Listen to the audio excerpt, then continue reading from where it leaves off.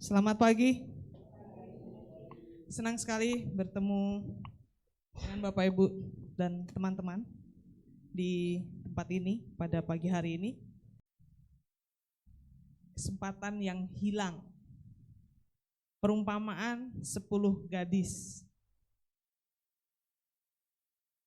5 gadis bijak dan 5 gadis bodoh gitu kan. Tadi saya bilang ada bodohnya. Tapi benar, saya nggak bohong. Kalau Bapak Ibu coba kita sama-sama buka yuk. Di Matius 25 ayat yang pertama sampai yang ke-13. Perikopnya di situ apa coba? Gadis-gadis yang bijaksana dan gadis-gadis yang Bapak Ibu yang ngomong ya kalau sekarang, bukan saya. Matius 25 ayat yang pertama sampai yang ke-13. Demikian firman Tuhan. Pada waktu itu hal kerajaan surga seumpama 10 gadis yang mengambil pelitanya dan pergi menyongsong mempelai laki-laki. 5 diantaranya bodoh dan 5 bijaksana. Gadis-gadis yang bodoh itu membawa pelitanya tetapi tidak membawa minyak. Sedangkan gadis-gadis yang bijaksana itu membawa pelitanya dan juga minyak dalam buli-buli mereka.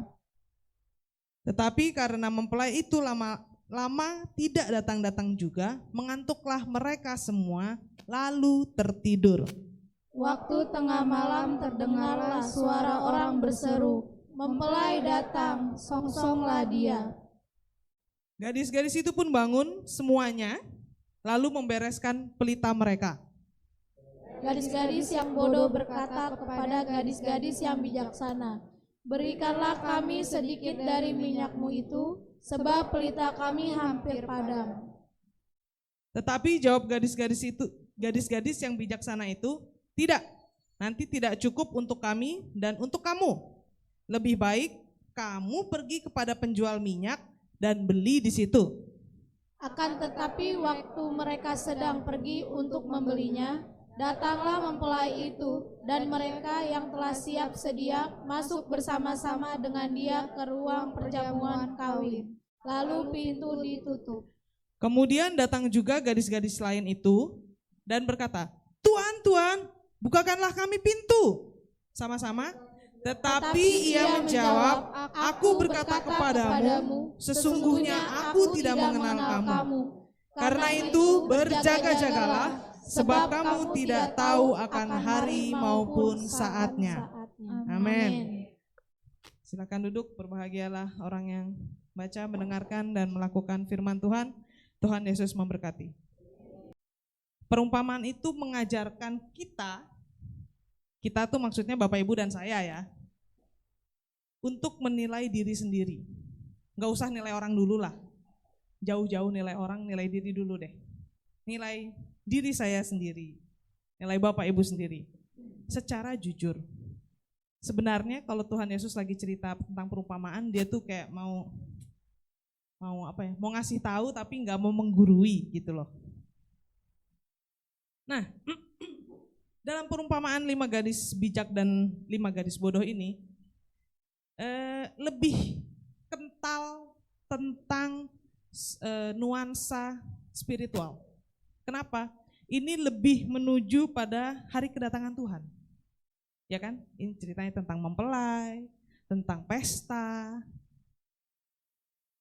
Nah, Bapak Ibu,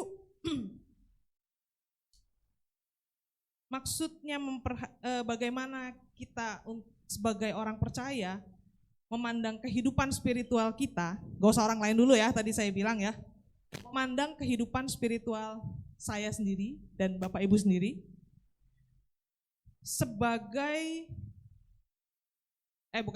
dengan standar yang sudah ditetapkan Tuhan. Perumpamaan ini, jadi saya ulang ya, perumpamaan ini mengingatkan bagaimana kita memandang kehidupan spiritual kita sesuai dengan standarnya Tuhan. Tentang kedatangan mempelai, itu nggak kayak sekarang ya, kalau orang nikah kan ada jadwalnya. jam sekian gitu. Tapi di sini diumpamakan dalam perumpamaan ini ceritanya datangan mempelai itu tidak disangka-sangka, waktunya juga belum nggak pasti gitu loh maksudnya. Pasti datang pasti, tapi waktunya tuh kapan kita yang harus nunggu. Ini buat catatan. Bukan maksudnya bahwa dari sekian banyak kita ini pengikut Kristus, Bapak Ibu pengikut Kristus bukan? Yakin? Tapi kan di sini tadi ada 10 ya, ada 5 pintar, 5 bodoh. Maksudnya tuh bukan kayak dari sebagian sini pintar, sebagian sini bodoh, enggak gitu. Maksudnya enggak gitu.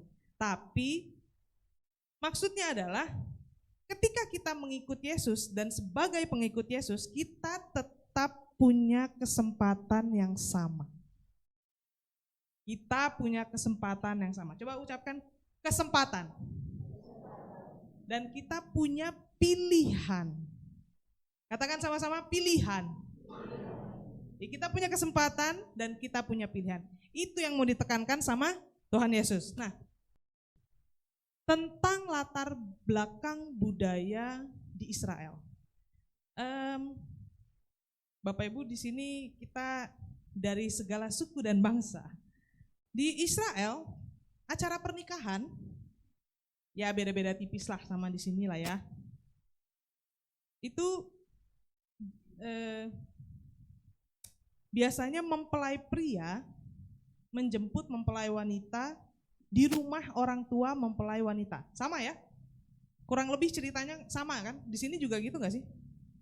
Yang beberapa yang saya tahu ya, orang Chinese biasanya ya jemput. Yang suku Batak juga ya kalau nggak salah, jemput. Ambon juga, ya suku-suku besar kayaknya kurang lebih sama lah. Berarti si pengantin pria, ya ada yang diikuti dengan keluarga, ada yang sendiri, tapi biasanya diikuti keluarga gitu ya. Itu datang ke rumah mempelai wanita, lalu menjemput mempelai wanita. Ini juga terjadi hal yang sama dalam perumpamaan ini. Lalu biasanya mempelai wanita itu didampingi oleh teman-teman seusianya. Sohib, kalau sekarang dibilangnya apa coba? Bridesmaids ya. Biasanya itu yang paling banyak, cukup banyak menghabiskan. Benar nggak? Yang udah nikah punya biasanya banyak, bridesmaid-nya itu banyak, sampai 10. Nah ini dalam cerita ini tuh kayak gitu. Kenapa disebutnya 5 gadis bijak dan 5 gadis bodoh? Ini nih, karena budaya di sana ditemenin sama temen geng ceweknya itu sampai 10 orang gitu. Nah, kemudian setelah dijemput mempelai wanita, keluarganya dan teman-temannya dibawa ke rumah pesta. Rumah pesta itu biasanya di rumah mempelai pria. Jadi si pria itu kayak setrika ya, di rumahnya sana jemput balik lagi gitu ya. Mantap. Usaha, itu namanya usaha. Orang harus usaha. Benar nggak? Oh Bapak Ibu enggak? Benar nggak? Saya nengok ke sono aja. Benar nggak? Yang ketawanya kenceng kayaknya siap-siap. Nah, tapi dalam cerita ini kita masih dalam cerita ini ya, belum masuk yang ke jauh-jauh banget. Dalam cerita ini mempelai prianya terlambat. Nah, yang sering terjadi adalah mempelai wanita dan mempelai pria terlambat kalau ke gereja pas lagi nikahan ya.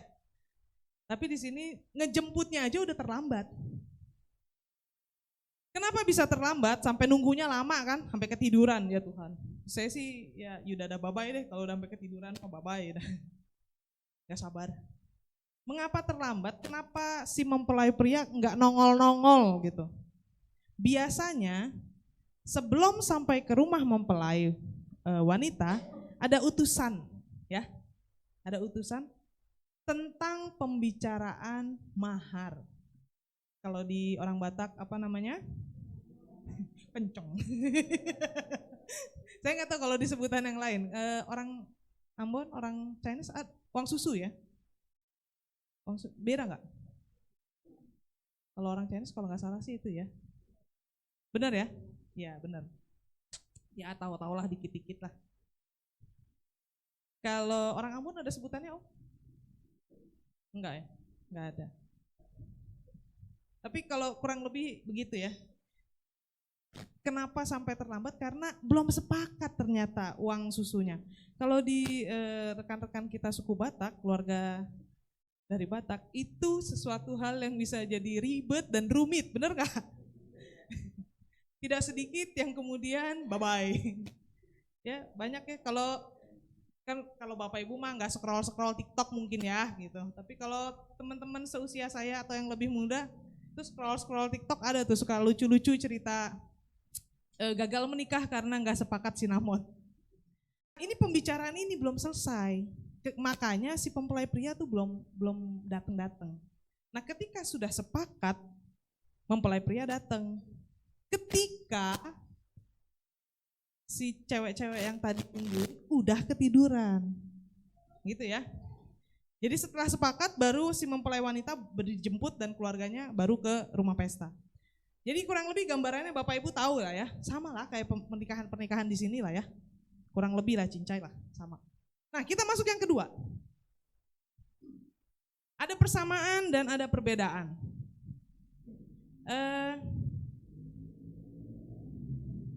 Yang samanya apa? Kita sama-sama menantikan mempelai, benar nggak Bapak Ibu? Dan dalam pembicaraan kemarin serupa tapi tak sama juga ada ya persamaan dan perbedaannya. Persamaannya adalah kita harus tumbuh sama-sama. Jadi kita berjuangnya bisa sama-sama gitu ya. Nah di perumpamaan ini juga dan pembicaraan tentang 5 gadis bijak dan 5 gadis bodoh ini adalah pembicaraan tentang Bapak Ibu dan saya. Pembicaraan tentang Anda dan saya.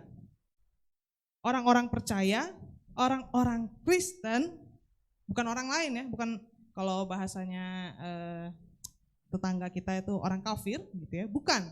Itu cuma ngomongin kita. Nggak ada urusannya sama mereka ya. Membicarakan tentang kita yang menantikan Kristus, yang menantikan mempelai. Nah, persamaannya apa aja sih? Kita sama-sama menunggu. Itu sama-sama menunggu.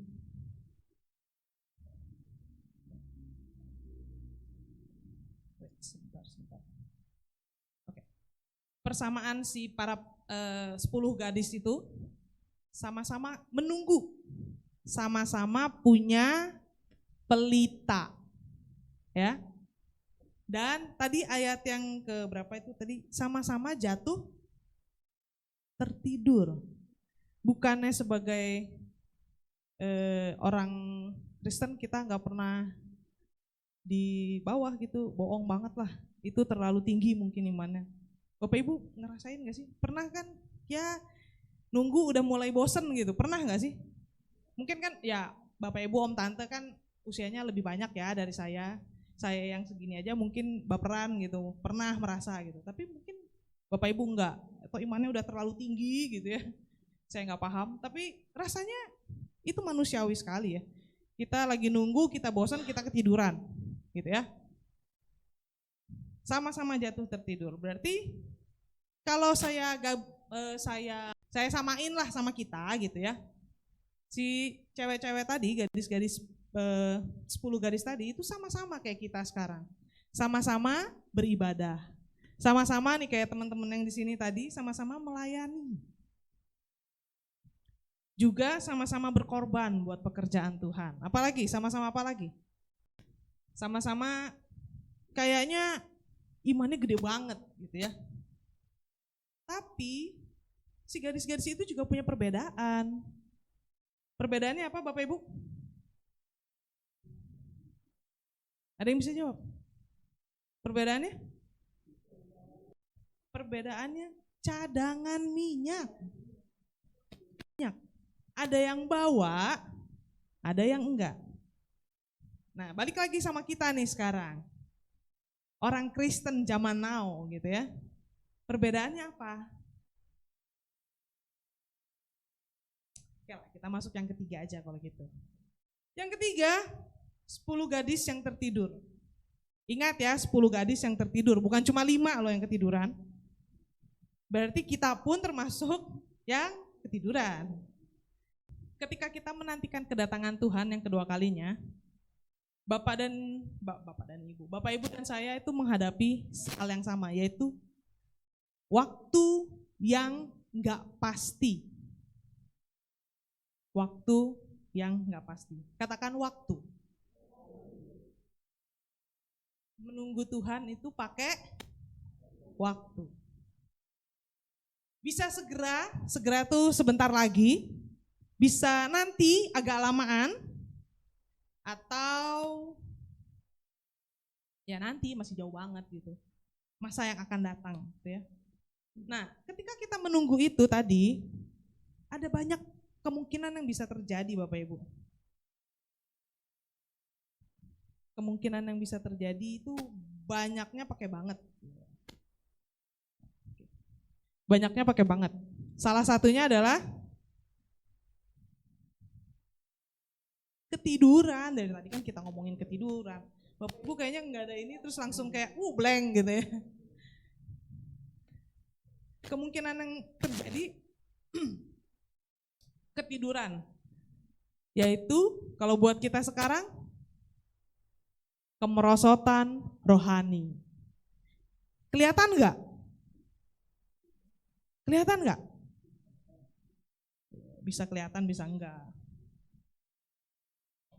Kenapa bisa mengalami kemerosotan rohani? Ya lama. Gampang aja, balik lagi, lama, udah gitu aja. Nggak usah yang terlalu ribet-ribet gitu. Lama terus jadi bosen. Kalau udah bosen biasanya, Bapak Ibu pernah nyetir dari sini sampai ya ke daerah Jawa Tengah, Jawa Timur gitu pakai tol yang baru nggak?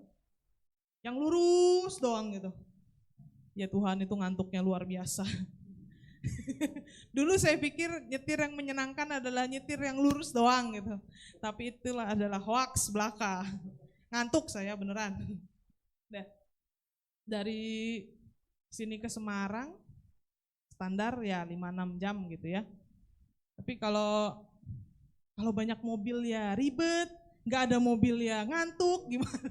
Jadi serba salah jadinya ya. Nah, kalau ngantuk biasanya kita mulai nggak seimbang, nggak balance ya. Kanan, kiri, belok lagi, kanan lagi dikit, kiri. Itu juga terjadi sama kita ketika kita menantikan kedatangan Tuhan, benar nggak?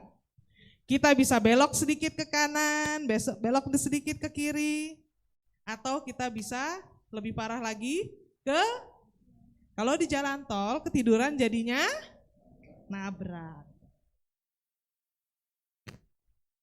Nah, kemerosotan rohani ketika kita menantikan Tuhan bisa terjadi loh ya, bukan pasti terjadi.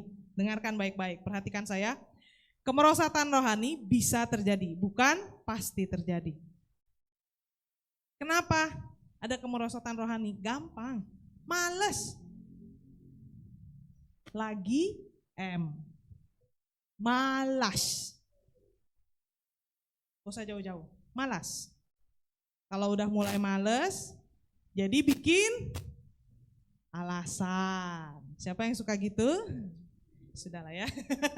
Langsung saya, tapi bisik-bisik.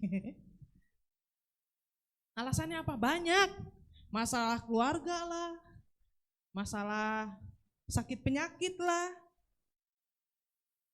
kerjaan banyak, atau kebalikannya, nggak ada kerjaan. Bisa bikin malas nggak? Bisa. Bisa bikin bosan? Bisa. Nah, Alkitab mengingatkan kita dalam satu Ibrani, dalam satu ayat, yaitu di Ibrani yang ke-10, ayat yang ke-25.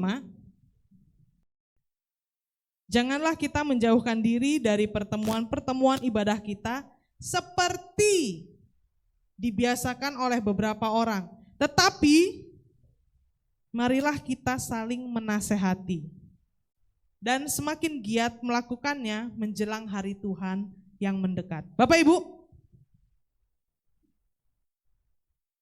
tadi saya bilang ya, menjauhkan diri karena berbagai alasan.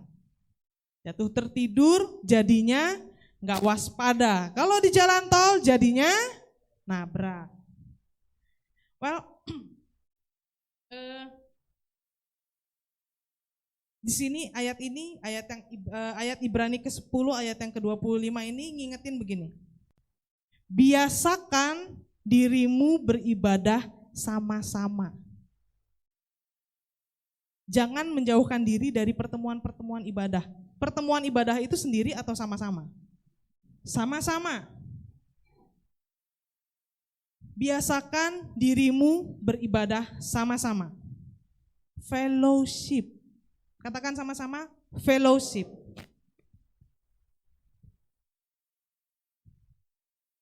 Tapi kadang-kadang ketika si M lagi datang, si malas lagi datang, kita bikin 1001 alasan. Yang mulai dari yang gak masuk akal sampai yang masuk akal. Ya. Bahkan sangat sekali banget masuk akal. Tadi kan pekerjaan, keluarga, ngurus anak. Penting gak ngurus anak? Penting. Tapi terus jadi gak ke gereja. Ngurus orang tua, penting gak? Penting. Tapi jadi gak ke gereja. Atau saya kan baru nikah, masih adaptasi. Terus alasan gak ke gereja. Penting gak adaptasi dalam kehidupanku rumah tangga yang baru? Penting kok. Nih, ada satu quote yang bagus dari seorang penulis Kristen di Amerika tahun 1900-an. Namanya, tapi dia orang Belanda gitu ya. Dia imigran Belanda. Namanya Ibu Corrie ten Boom. Ibu Corrie dari keluarga Boom. Dia bilang gini, if the devil cannot make us bad, he will make us busy. Saya ulangi ya, if the devil cannot make us bad, he will make us busy. Ketika iblis gak bisa bikin kita jelek atau jahat di mata Tuhan, dia akan bikin kita sibuk. Ketika iblis gak bisa bikin kita jelek atau jahat di mata Tuhan, dia bikin kita sibuk. Sibuk bagus gak? Sibuk bagus gak? Bagus. Kita jadi gak ngelamun. Tadi kan kalau ngelamun, bosen, gak waspada, ngantuk, nabrak. Jelek kan? Tapi dia gak bisa bikin kita kayak gitu. Jadi yang dia lakukan adalah bikin kita sibuk. Sibuk ngurus anak, sibuk ngurus keluarga, sibuk ngurus orang tua, sibuk bekerja.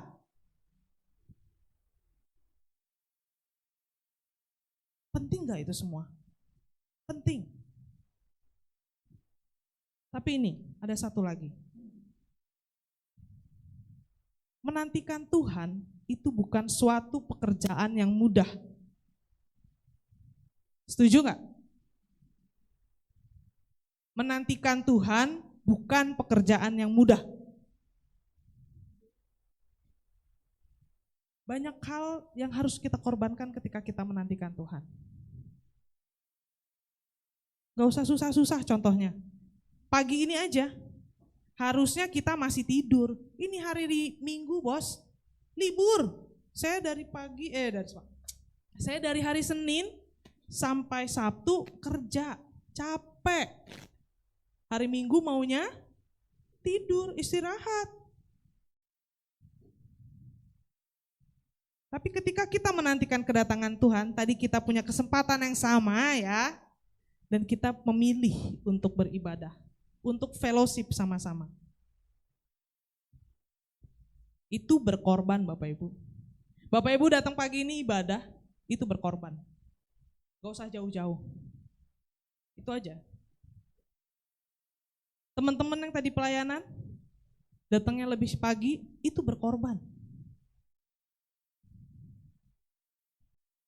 Ketika kita menantikan Tuhan, kita mengorbankan kesenangan-kesenangan kita.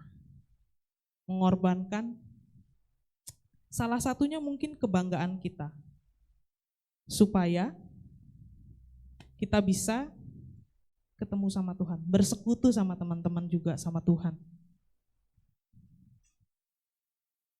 Jadi ketika kita menantikan kedatangan Tuhan, paksakan dirimu untuk konsisten. Konsisten ngapain? Konsisten tadi, fellowship.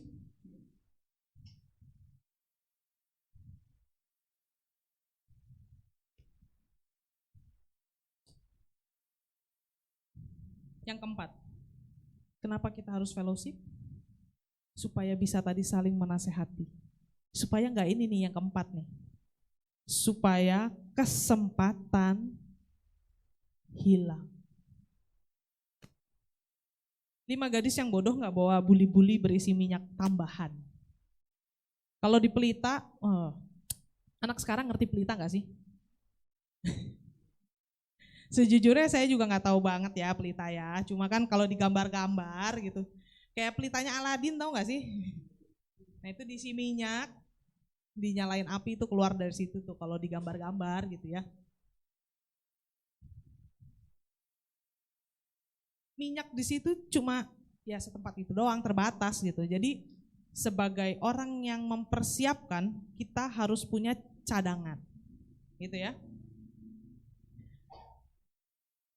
Ketika hampir padam, jadi udah mau padam, kita bisa buka tutupnya, tuang minyak lagi, dia bisa nyala lagi gitu ya. Nah, 10 gadis yang tertidur tadi, bangunnya terkaget-kaget ketika dibilang, mempelai datang.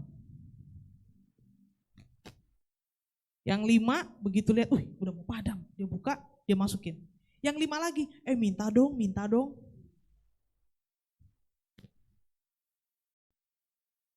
Failing to prepare is preparing to fail. Gagal mempersiapkan, artinya kita mempersiapkan diri untuk gagal. Nah 5 gadis yang pandai ini, yang bijak, ini sudah mempersiapkan cadangan minyaknya. Sedangkan yang 5 lagi, ya gitu deh. Jadi Bapak Ibu ketika kita menantikan kedatangan Tuhan, kondisi ini juga sangat bisa dilihat gitu ya. Bahwa kita memerlukan persiapan, gampangnya adalah kita perlu tabungan rohani yang bisa kita gunakan ketika di saat-saat gitu ya, di saat-saat kita membutuhkan.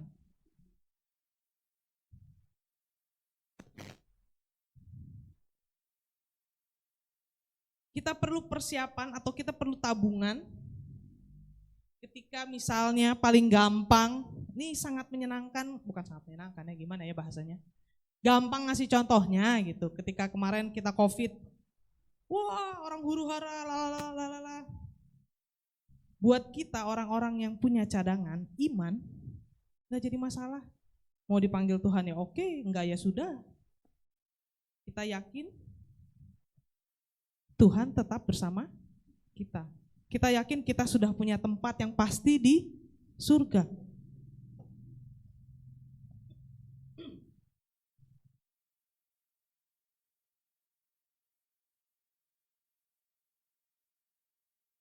Kita sama-sama terlihat beribadah. Sama-sama terlihat kayaknya cinta Tuhan. Sama-sama berkorban untuk pekerjaan Tuhan. Sama-sama melayani Tuhan. Bahkan mungkin kayaknya lebih getol. Sama-sama apa lagi ya? Kayaknya jadi tentara banget deh gitu. Garis depan, tentara garis depan banget gitu. sangat berapi-api. Yang membedakan adalah kemurnian dan ketulusan di hadapan Tuhan.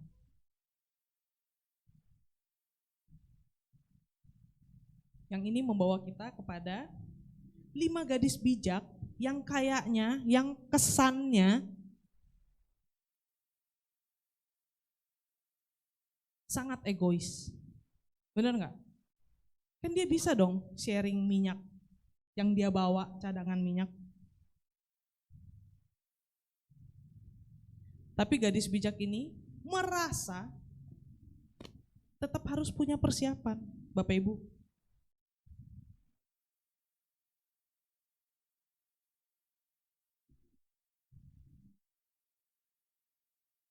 Dan buat 5 gadis yang bodoh, kesempatan itu hilang. Karena dia gagal mempersiapkan. Pemain musik silahkan mempersiapkan diri. Kalau kata Sis Katie Couric, Sis,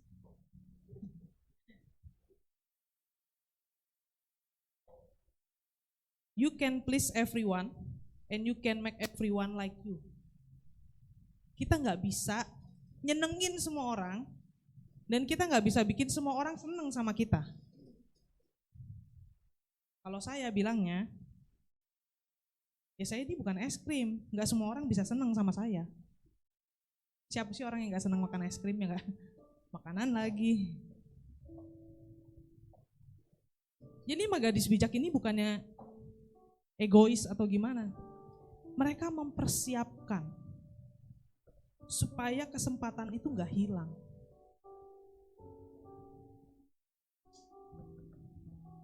Bapak Ibu, pernah dengar gini nggak? Ketika kita ikut Tuhan, iman itu sendiri-sendiri bukan nebeng. Ketika kita ikut Tuhan, iman itu sendiri-sendiri bukannya nebeng. Jadi kalau Bapak Ibu suami istri gitu ya, atau satu keluarga, yang beribadah bukan cuma bapaknya doang, ibunya doang, istrinya doang, suaminya doang, atau anaknya doang disuruh ke gereja. Mama nitip aja ya. Papa nitip aja ya. Nitip apa? Nitip iman. Enggak Bapak Ibu. Setiap orang harus bertanggung jawab pada dirinya sendiri. Enggak, ternyata gitu ya, dalam hidup ini ada yang enggak bisa kita pinjemin ke orang. Enggak semua hal bisa kita pinjemin ke orang atau kita titip sama orang. Mungkin buat Bapak Ibu ini satu wake up call gitu ya. Apa sih wake up call tuh? Ngingetin gitu ya. Oh iya ya. Tujuan perumpamaan tuh emang itu, buat ngingetin kita. Tadi kan, mengingatkan diri sendiri, menilai diri kita sendiri. Supaya kita bisa memaksimalkan setiap kesempatan yang ada. Dengan mempersiapkan cadangan dan tabungan kita sendiri. Karena ternyata emang gak bisa di-sharing untuk itu. Mungkin kita mikir, nanti kan ada limit waktu, saya nanti bertobatnya di sana aja. Siapa yang bisa tahu umur kita berapa lama? Siapa yang bisa tahu kedatangan Tuhan itu kapan? Karena ternyata banyak orang gak punya kesempatan di limit waktu. Akhirnya kesempatan itu hilang, gitu aja. Udah gak bisa masuk ikut pesta lagi.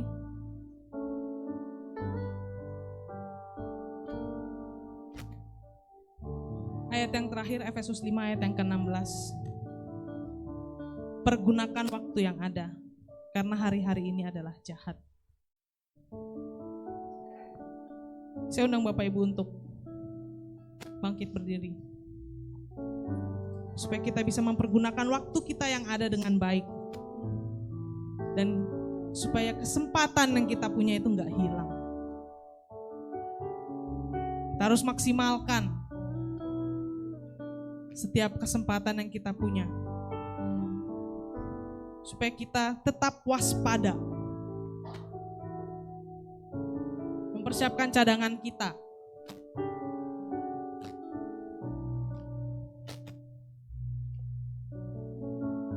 Supaya ketika mempelai datang, kita bisa langsung masuk. Gak usah harus, bagi dong minyak sedikit. Dan kita lagi sibuk ngisi minyak, pintu ditutup, kita udah gak bisa masuk. Ini wake up call buat kita. Amin. Haleluya.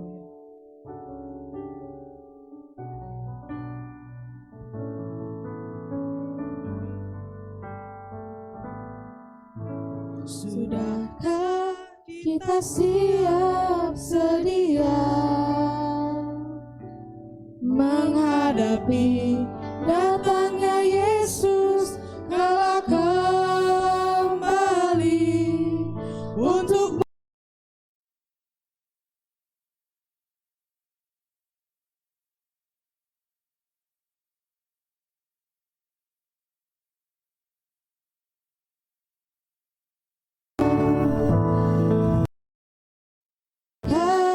kita siap sedia menghadapi datangnya Yesus kala kembali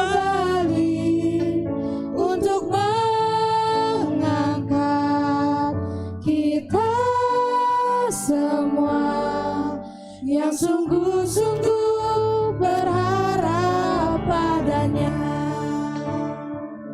Mari kita sembah Yesus, ya Tuhan, di hadapan tata kemuliaan yang kudus. Selama waktu ini masih ada, sembahlah Yesus selama-lamanya. Mari kita sembah Yesus, ya Tuhan, di hadapan tata kemuliaan yang kudus. Selama waktu ini masih ada, sembahlah Yesus selama-lamanya.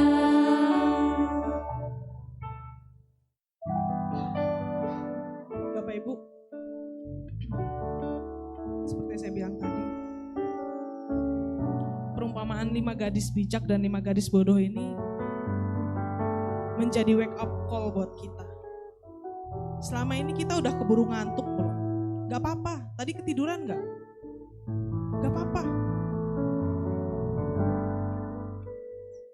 Karena memang 10 gadis itu sama-sama tertidur kok. Yang penting adalah kita punya cadangan minyak gak? Persiapkan cadangan minyak kita dari sekarang. Kita gak tahu kapan mempelai itu akan datang. Yang pasti adalah kita harus siap kapanpun. Supaya kesempatan kita gak hilang. Supaya kita bisa masuk ke dalam pesta yang meriah.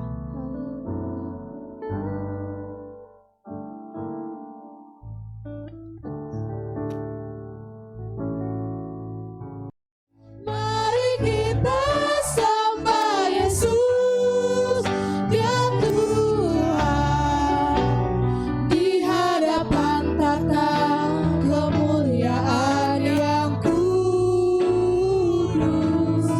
Selama waktu ini masih ada, sembahlah Yesus selama-lamanya. Selama waktu ini Masih ada, sembahlah Yesus selama-lamanya. Terima kasih Bapa, terima kasih Bapa. Pagi ini Engkau mengingatkan kami agar kami selalu siap sedia, mempersiapkan cadangan minyak kami, sehingga ketika Engkau datang nanti, kapanpun waktunya, kami siap untuk masuk dalam perjamuan yang meriah.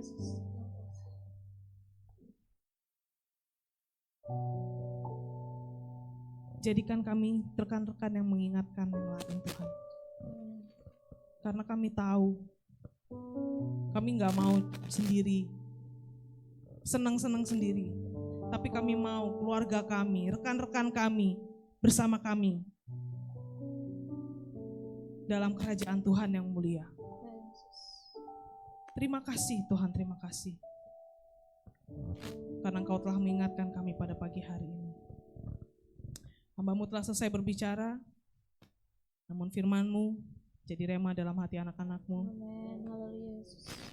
Yang akan dilakukan dalam kehidupan sehari-hari dan memuliakan nama Tuhan.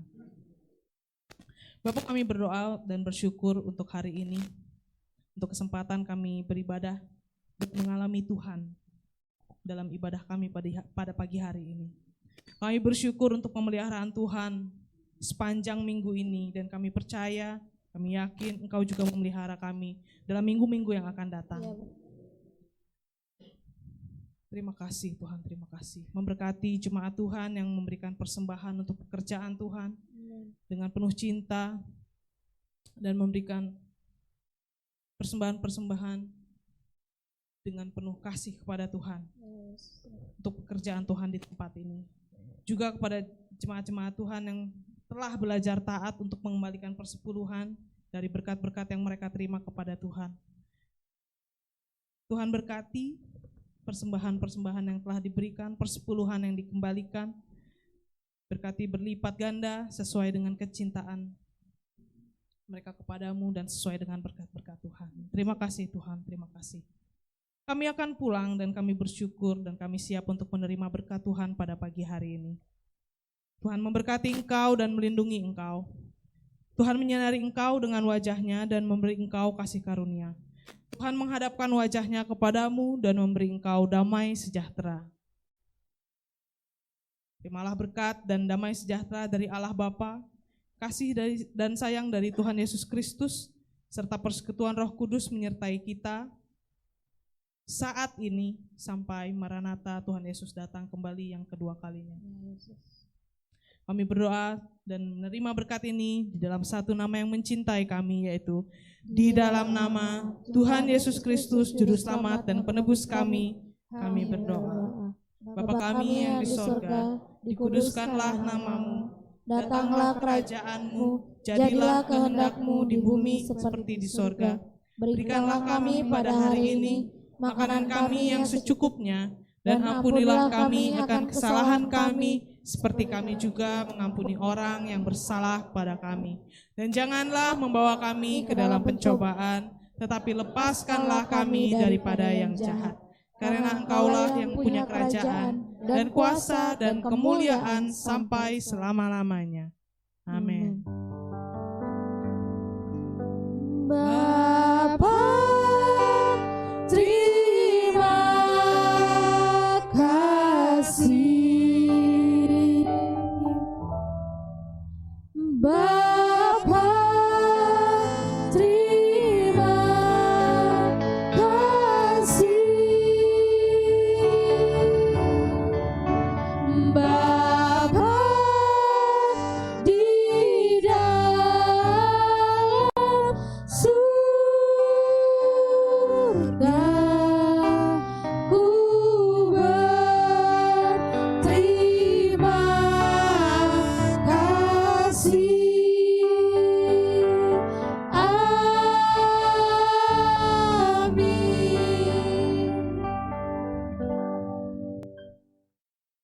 Selamat pulang, Tuhan Yesus memberkati. Selamat menikmati hari Minggu bersama keluarga.